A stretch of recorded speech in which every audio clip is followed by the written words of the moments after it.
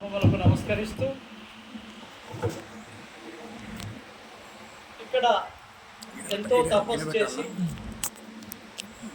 గొప్ప తపస్వి అయిన శ్రీ శ్రీ శ్రీ దోర్గుండేశ్వర్ మహారాజ్ గారి యొక్క పాదపద్మములకు నమస్కరిస్తూ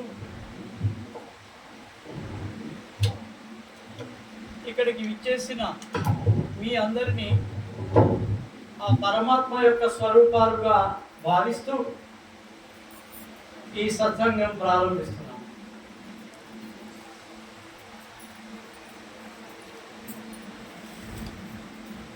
రాధాస్వామి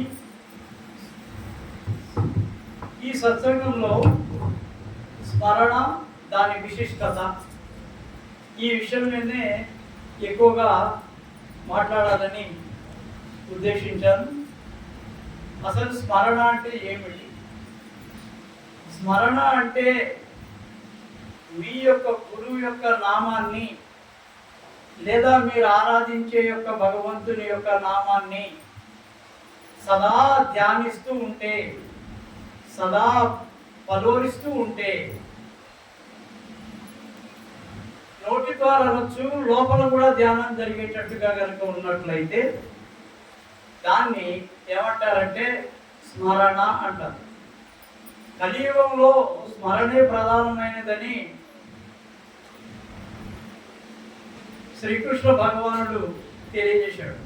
భగవద్గీతలో ఒక శ్లోకంలో స్మరణ చేయటం సరిపోతుంది, ఎందుకంటే కలియుగంలో ఉండేటువంటి ప్రజలు చాలా అధర్మంగా బతుకుతుంటారు కాబట్టి వాళ్ళకి దైవం పట్ల ఆసక్తి చాలా తక్కువగా ఉంటుంది. కాబట్టి వాళ్ళు కనీసము స్మరణ చేస్తే సరిపోతుంది.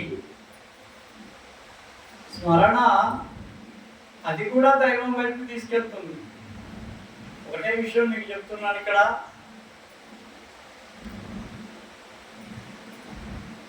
ఆంజనేయుడు గురించి తెలుసు, హనుమంతుని గురించి తెలిసిపోయి,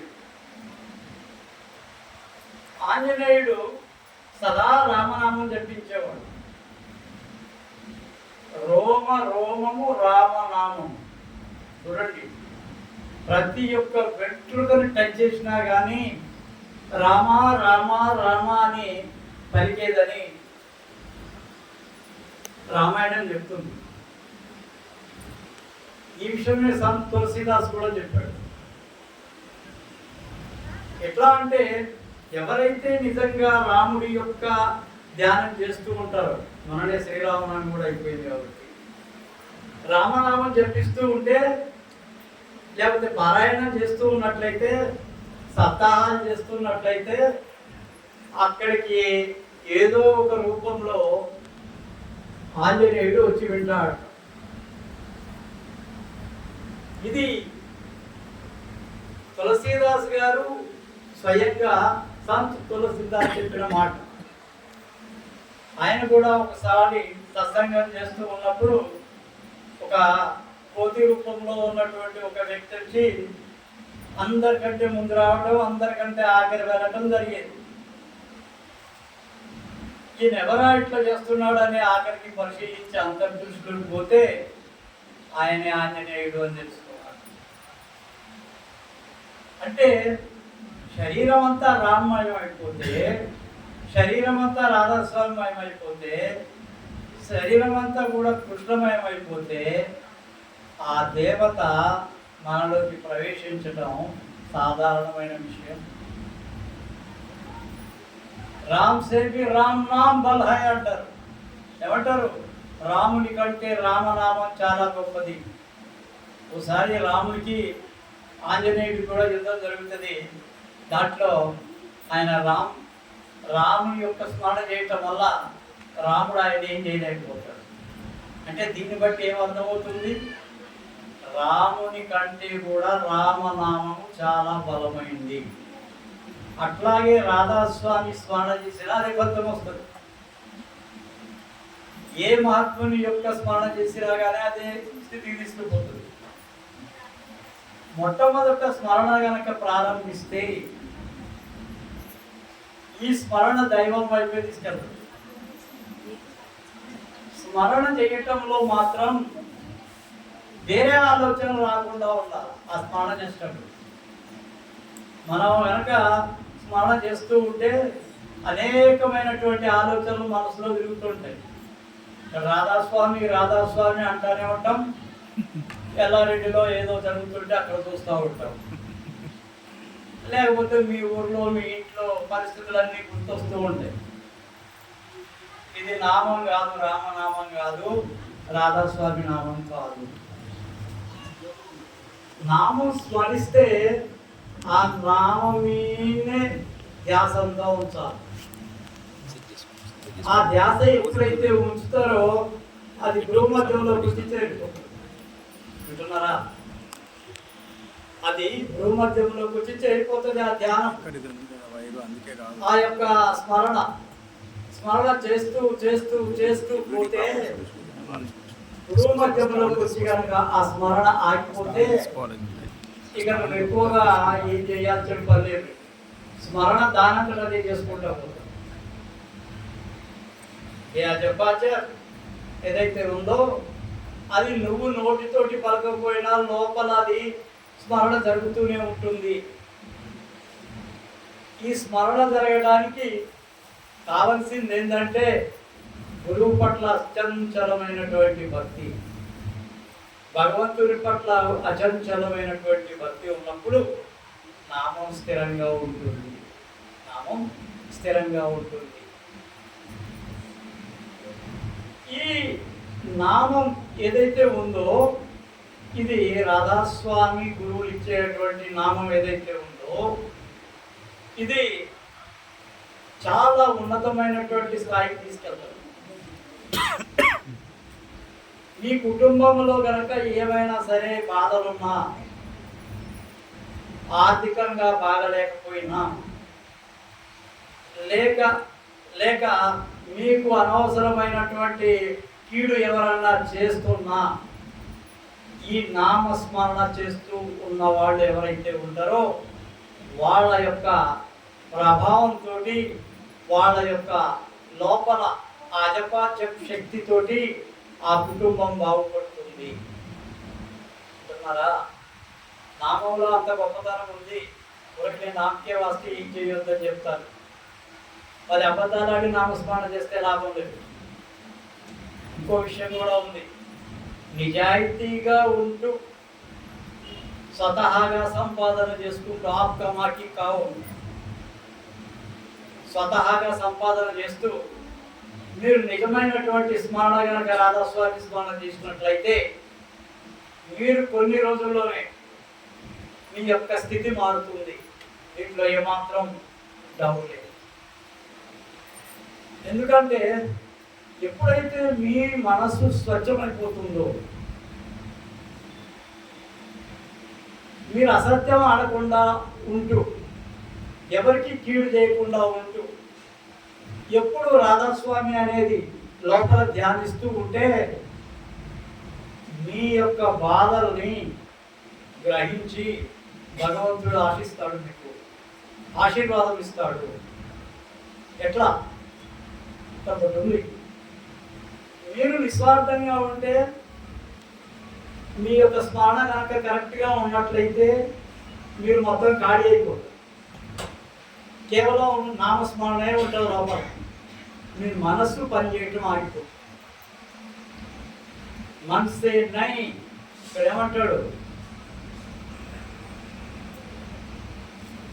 డైమండ్ ఉంది. Die the mind, that is diamond. Die the mind, that is diamond. అంటే మనస్సు యొక్క ప్రమేయం లేకుండానే జరగాలి. మనస్సు యొక్క ప్రమేయం లేకుండా మీరు ఎప్పుడైతే స్మరణ చేస్తూ ఉంటారో అప్పుడు మీ మనస్సు అనేది లేకుండా భగవంతుని యొక్క దారచి దాంట్లో చేరుకుంటుంది. ఎప్పుడైతే మనం భగవంతునికి ప్రార్థన చేస్తూ ఉంటామో, స్మరణ చేస్తూ ఉంటామో, మనము చాలా ధ్యానం చేస్తూ ఉంటామో, అడ్డం వచ్చేది మనస్సు, అహంకారం. దాన్ని ఏమంటారు? అహంకారం. అహంకారం అంటే అహంకారంతో పోటీపోవడం కాదు. ప్రతి దాన్ని కూడా వ్యతిరేకించే స్వభావం మనసులో ఉంటే దాన్ని అహంకారం అంటారు. ఎవరిని యాక్సెప్ట్ చేయకపోవడం, ఎవరు కూడా చాలా గొప్పవాళ్ళు అయ్యుండి కూడా మనసు అంగీకరించదు వాళ్ళని ప్రేమించాలంటే. ప్రేమ లేకపోవడమే అహంకారం. ఎప్పుడైతే ప్రేమతత్వం వస్తుందో ప్రపంచం అంతా కూడా ప్రేమమయంగానే కనిపిస్తుంది. ఏం చిన్న విషయం కాదు నేను చెప్పి. ప్రేమ అంటే ప్రపంచంలో ఉండే చరాచర వస్తువులన్నింటినీ ప్రేమించగలిగారు, అది ప్రేమ. భార్యను భర్త ప్రేమించడం, లేకపోతే అన్నదమ్ములను ప్రేమించడం, తల్లిదండ్రులను ప్రేమించడం, ఇది వరకు కొంతవరకు ప్రేమ. ఇది ప్రేమ అనలేదు. దీంట్లో స్వార్థం ఉంది, దీంట్లో ఏముంది? స్వార్థం ఉంది. ఈ స్వార్థం లేకుండా ప్రపంచంలో ఉండేటువంటి సర్వ జీవజాలం అంతా కూడా ఆ భగవంతుడే ఏర్పరిచాడు కాబట్టి ఆ భగవంతుడి యొక్క శక్తి ప్రతి ఒక్క మనిషిలో, జంతువులో, ప్రతి ఒక్క జీవుల్లో ఉన్నాయి కాబట్టి అన్నిటినీ ప్రేమించాలి. అదే నిజమైన ప్రేమ. ప్రేమ అనేది చాలా అన్నిటికంటే కూడా చాలా గొప్పదైనది. ఎందుకంటే మొత్తం జీవజాలాన్ని ప్రేమిస్తున్నాము, భగవంతుడు సృష్టించినటువంటి ప్రతిదాన్ని ప్రేమిస్తున్నాం. అన్నిటిని ప్రేమించేవాడిని భగవంతుడు ప్రేమిస్తాడు. ఒకటే పాయింట్. మీరు ఎంతైతే భగవంతుని యొక్క ప్రేమలోకి వెళ్ళిపోతారో, భగవంతుని యొక్క సృష్టిలోకి వెళ్ళిపోతారో, ఆ సృష్టి మొత్తం భగవంతుడే అయినప్పుడు మీరు ప్రేమించేదాన్ని ఏమంటారు? విశ్వజనీన ప్రేమ, దట్ యూనివర్సల్ లవ్. ఈ యూనివర్సల్ లవ్ ఏదైతే ఉందో, మొత్తం విశ్వాన్ని ప్రేమించే శక్తి ఏదైతే ఉందో, ఈ శక్తితోటే మనం చాలా ఆధ్యాత్మికంగా ఉన్నత స్థాయికి వెళ్ళడం జరుగుతుంది. ప్రేమ లేకపోతే దాంట్లో ఆధ్యాత్మికం అనేది లేదు. ప్రేమ లేకపోతే కనీసం నిన్ను వల్ల ప్రేమించుకోంటారు. ఏమంటారు? ఆప్సే ప్రేమ కరు. అలా ఇక్కడ ఒక పెద్ద సమస్య వచ్చింది. నిన్ను నువ్వే ప్రేమించుకోమంటే అసలు ఏంది? నువ్వంటే ఎవరు? నువ్వంటే నీ శరీరమా, నీ కాళ్ళా, చేతులా, లేకపోతే నీ తలనా, లేకపోతే నీ చెవులా, ఏంటి? అందరూ అంటారు మరి నీ చెవులు బాగాలేవు, నీ ముఖం బాగాలేదు అంటారు. నీ అంటున్నారు. మరి నీ అంటే నీ ముక్కుకి నీకు ఏదో మళ్ళా డిఫరెన్స్ కనిపిస్తుంది కదా అక్కడ. అంటే నీవు అంటే నీ లోపల ప్రవహించేటువంటి భగవంతుని యొక్క శక్తి, భగవత్ శక్తి, ఆత్మశక్తి, అదే భగవంతుడు. ఆత్మశక్తియే భగవంతుడు. కాబట్టి నిన్ను నువ్వు ప్రేమించుకోమంటే దాని అర్థమైంది, నీలో ఉండే ఆత్మను ప్రేమించు. ఆత్మే భగవంతుడు. కాబట్టి చాలా చరాచర సృష్టి అంతా ఆయనదే, ఆయన దాంట్లోనే ఉన్నాడు. చాలా సూక్ష్మంగా కూడా నీలోనే ఉన్నాడు. నేను నడిపించేది ఆయనే. ఆయన్ని స్మరిస్తే, ఆయన్ని కనుక నిజంగా గుర్తించగలిగితే, ఆయన నీలో ఉన్నాడు అనేది గ్రహించగలిగితే నువ్వు భగవత్ మార్గంలో ఉన్నాడు. నీ స్మరణ ఫలిస్తుంది. కాబట్టి మనం ఒకటే విషయం అర్థం చేసుకోవాలి. స్మరణ చెయ్యటం అనేది నిరంతరంగా జరిగే ఒక ప్రక్రియ. ఈ స్మరణ చేస్తూ ఉన్నప్పుడు పరులను హింసించే తత్వం వెళ్ళిపోతుంది, పరులను గౌరవించడం జరుగుతుంది, పరులకు మేలు చేయాలనే సంకల్పం కలుగుతుంది. నీవు నీ పొరుగువాడు ఒకటే అనిపిస్తుంది.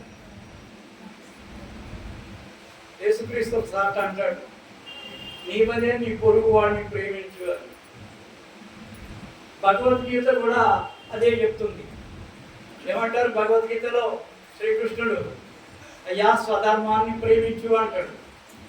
స్వధర్మము అంటే లోపలుండే ధర్మము, ఆత్మే. ఈ ఆత్మను ప్రేమించేవాడు అందరినీ ప్రేమిస్తాడు. ఆత్మను ప్రేమించలేని వాడు దేన్ని ప్రేమించలేడు.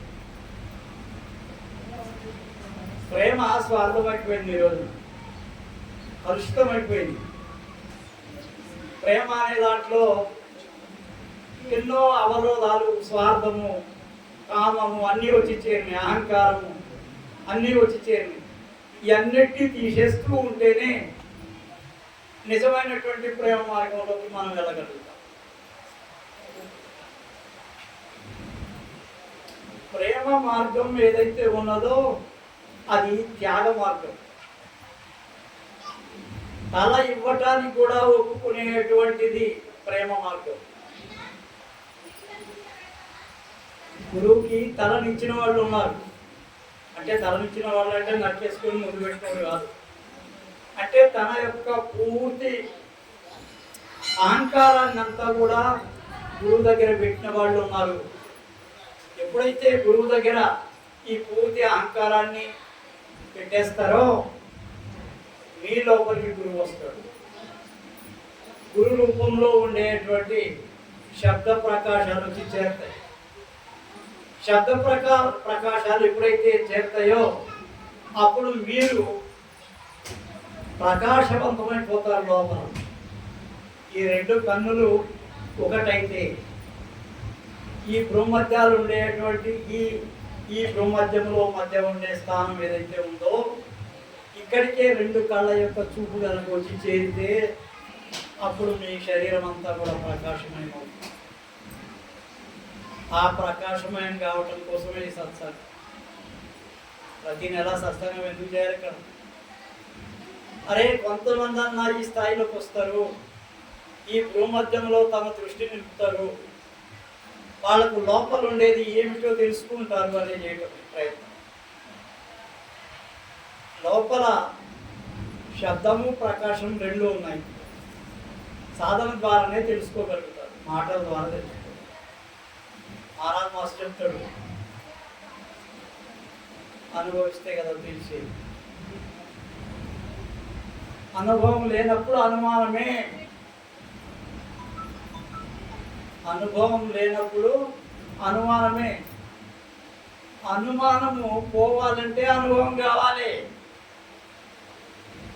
అనుభవం అయిన తర్వాత గురువును పూర్తిగా విశ్వసిస్తారు ఎవరైనా సరే.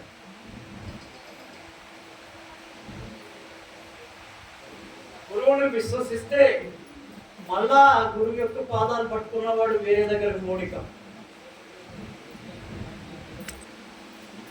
బ్రహ్మం గారు అనే ఒక మహాత్ముడు ఉండే, ఆయన దగ్గర ఒక శిష్యుడు ఉండే సిద్ధయ్య. ఆయన మతానికి దూదేకులు వాడు, అంటే ముస్లిమ్స్లో ఒక తెగ అది.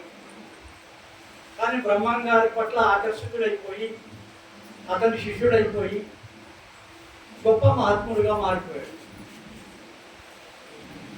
గురువుకి పూర్తిగా అర్పణ చేసేసాడు ఆయన. ఎప్పుడైతే అర్పణ చేశాడో ఆయనలో అనంతమైనటువంటి శక్తి వచ్చేసింది. ఒకసారి ఒక నవాబు ఆయన ప్రశ్నిస్తాడు. నవాబు ముందు పోతుంటే ఆయనకు నమస్కారం చేయడు సిద్ధయ్య. చేయకపోతే అప్పుడు అంటాడు, ఏమి రా సిద్ధ, నువ్వు నమస్కారం చేయవా అంటాడు. నా గురువు ఆజ్ఞలు ఏమి నేను చేయను అంటాడు. తర్వాత ఇంకో మాట అంటాడు, నా నమస్కారాన్ని నువ్వు భరించలేవు అంటాడు. నమస్కారాన్ని భరించలేకపోవడం ఏంటి, ఇదేం విచిత్రంగా మాట్లాడుతున్నావు అని అంటాడు. అయితే గురువు ఆజ్ఞ తీసుకున్న తర్వాత మీతోటి మీకు నమస్కారం చేస్తానంటాడు. గురువు ఏమంటాడంటే, సీత అక్కడ ఒక రాయి ఉందిరా, దానికి నమస్కారం చేయి అంటాడు. గురువు అయినటువంటి బ్రహ్మం గారి యొక్క ఆజ్ఞ ప్రకారం ఆయన దానికి నమస్కారం చేస్తాడు. అది పటాపంచలైపోతుంది, ఒకసారి పగిలిపోయి తుక్కు అయిపోతుంది.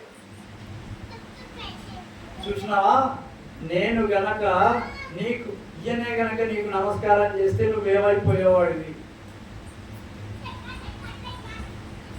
ఒకే గురువును పట్టుకొని సిద్ధిశక్తులు సాధించి ఉన్నతమైనటువంటి ఆధ్యాత్మిక చింతనలోకి వెళ్ళినటువంటి సిద్ధయ్య యొక్క శక్తులు ఎట్లా మారిపోయినాయి? ఒక పెద్ద బండను కూడా పంచం చేసే శక్తి వచ్చేసింది. అంటే గురువు ఆజ్ఞని పాటించే వాళ్ళకి అనేకమైనటువంటి శక్తులు వచ్చేస్తాయి. ఎన్నో రకాలైనటువంటి శక్తులు వస్తాయి. వాళ్ళు అడగకపోయినా భగవంతుడు ఇచ్చేస్తాడు.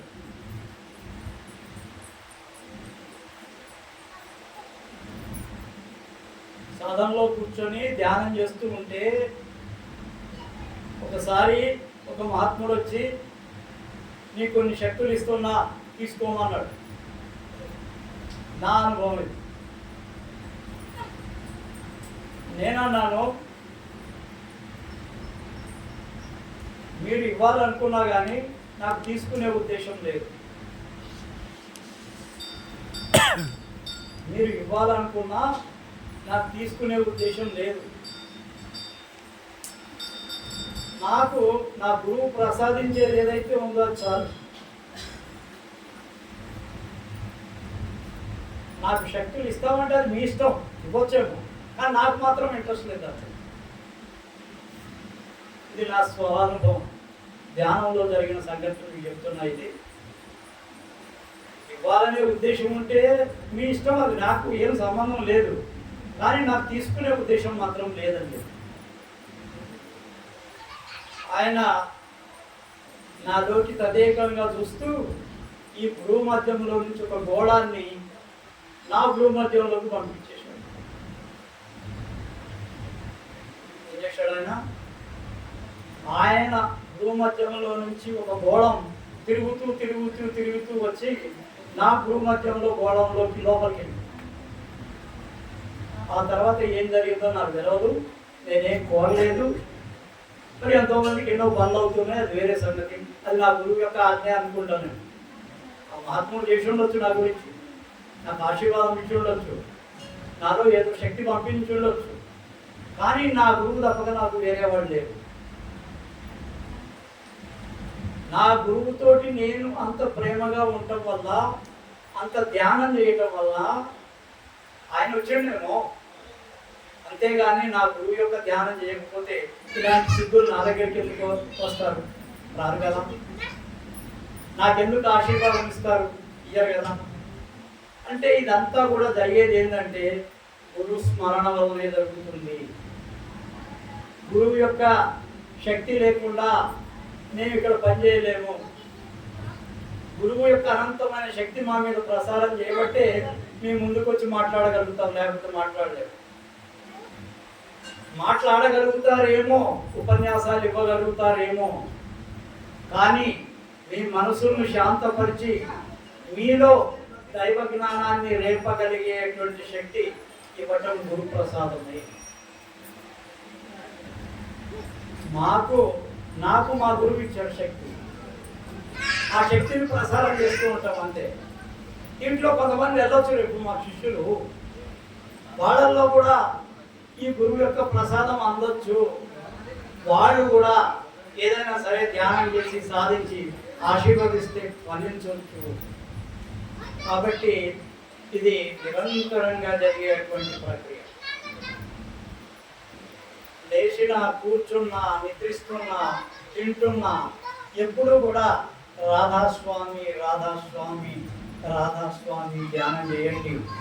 మీ సమస్యలన్నీ తీరు. ప్రపంచంలో సమస్యలు లేనివాడు ఎవరు లేరు భూమి మీదకి వచ్చిన తర్వాత. ఏ మహాత్ముడికైనా లేవు, మనకే కాదు, ప్రతి ఒక్కరికి. కానీ మహాత్ములకు తెలుస్తుంది, మామూలు వాళ్ళు బాధపడతారు, అంతే తేడా. మామూలుగా ఉండే వాళ్ళకి ఏమవుతుంది? అబ్బా ఇన్ని కష్టాలు వచ్చినాయి, ఇంత నష్టమవుతుంది, ఇట్లా అవుతుంది. గురు ధ్యానంలో ఉన్నవాడికి అనిపిస్తుంది, ఇది నా కర్మలు పోతున్నాయి, గురువు నా మీద దయ చూపుతున్నాడు, ఈ దయ వల్లనే నేను ఇంకా ఇన్ని కష్టాలు వచ్చినా ఓర్చుకోగలుగుతున్నాను. ఇవన్నీ మంచి లక్షణాలన్నీ లోపలికి వస్తూ ఉంటాయి. చెడు కర్మలన్నీ దొరికిపోతూ ఉంటాయి. స్వచ్ఛమైనటువంటి మనసు ఏర్పడుతుంది. అద్దం ముందు నిలబడితే మన ప్రతిభం ఎట్లా కనపడుతుందో అక్కడ యొక్క గురువు యొక్క రూపం కూడా కనిపిస్తూ ఉంటుంది.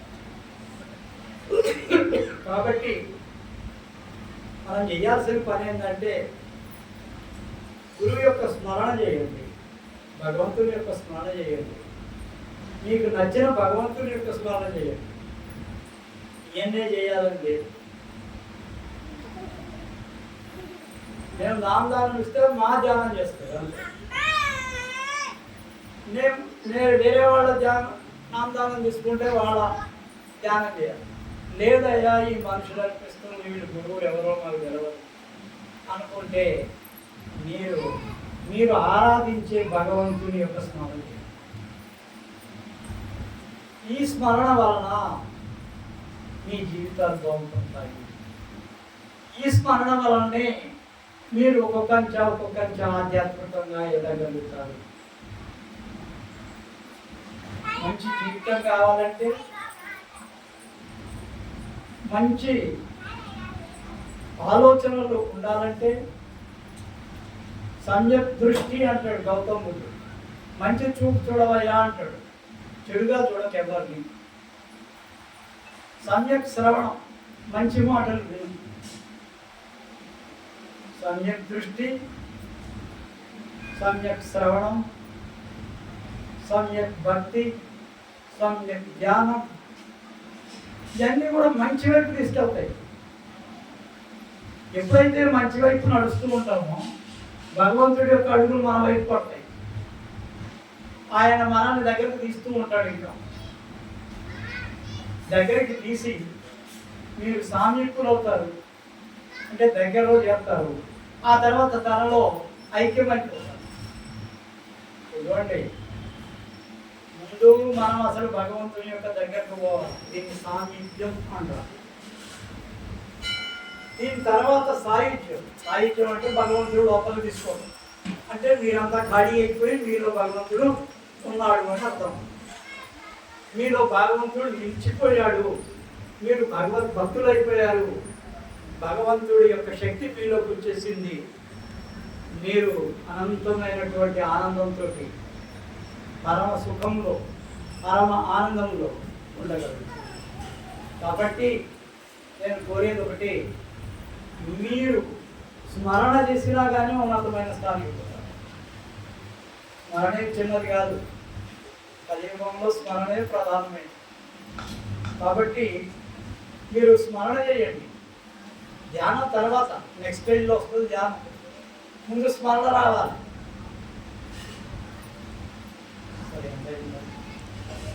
28 minutes. కాబట్టి నేను కోరేది ఒకటే, మీ అందరినీ, ఎంతో దూరం నుంచి మీరు వస్తున్నారు, చాలా సంతోషం. నేను కూడా చాలా దూరం నుంచి వస్తున్నాను. మీ అందరూ కూడా మంచి జీవనం గడపాలని మా ఉద్దేశం. మేము ఇట్లా విత్తనాలు చదువుతున్నాం, ఈ మొలకెత్తుతాయి. ఈ మొలకెత్తిన విత్తనాలు రేపు పుష్పించి ఫలిస్తే అంతకంటే గొప్ప వరం మాకు ఇంకోటి లేదు. గురువుగా ఏం చేస్తాడు? గురువు కొన్ని విత్తనాలు చదువుతాడు, కొంతమందిని శిష్యులుగా తయారు చేసుకుంటాడు. వాళ్ళల్లో ఎవరైతే ఉన్నతమైనటువంటి స్థితికి వెళ్ళగలుగుతారో వాళ్ళు ఈ గురువు యొక్క తత్వాన్ని మళ్ళా 10 మందికి చెప్పేటట్టుగా తయారవుతారు. కాబట్టి మనం చేయాల్సింది ఒకటే, గురువు చెప్పిన పద్ధతిని పాటించండి. ఏ గురువైనా పర్వాలేదు, స్వార్థం లేని గురువును చూసుకోండి, ఆశించని గురువును చూసుకోండి. అడిగే గురువు కాదు, ఇచ్చే గురువును చూసుకోండి. ఇచ్చే గురువుతోటే మీరు పొందే లక్షణాలు వస్తాయి. అడిగే గురువుతోటి మీరు కూడా అడిగే పరిస్థితి వస్తుంది. కాబట్టి ఈ విషయాన్ని మీరు గమనించుకొని ఈ సత్సంగానికి వచ్చినటువంటి మీ అందరికీ కూడా ఆశీర్వదిస్తూ మీ జీవనాలు సుఫలం కావాలని, మీరు అనంతమైనటువంటి ఆ భగవత్ శక్తిలోకి వెళ్ళాలని ఆకాంక్షిస్తున్నా, మిమ్మల్ని ప్రేమిస్తున్నా, మిమ్మల్ని ఆశీర్వదిస్తున్నా. అందరికీ రాధాస్వామి, రాధాస్వామి, రాధాస్వామి.